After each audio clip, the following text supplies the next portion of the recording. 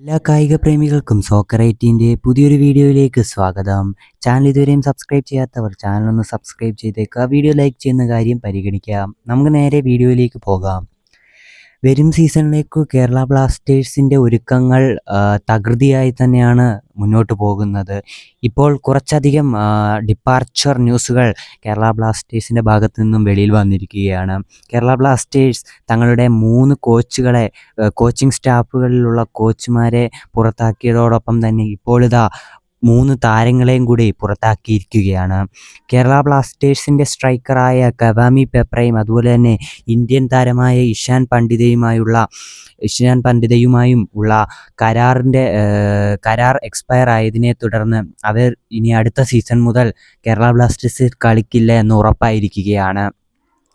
അതുപോലെ തന്നെ കേരള ബ്ലാസ്റ്റേഴ്സിൻ്റെ ഗോൾ കീപ്പറായ കമൽജിത്തും അടുത്ത സീസൺ മുതൽ കളിക്കുകയില്ല. കമൽജിത്തുമായി സംബന്ധിച്ച ലോൺ കോൺട്രാക്റ്റും ഇത് എക്സ്പയർ ആയിരിക്കുകയാണ്.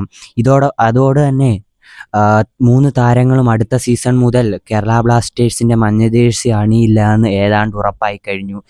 എന്തായാലും പുതിയ താരങ്ങൾ ഇതുവരെ ആരെയും കേരള ബ്ലാസ്റ്റേഴ്സ് പ്രഖ്യാപിച്ചിട്ടില്ല.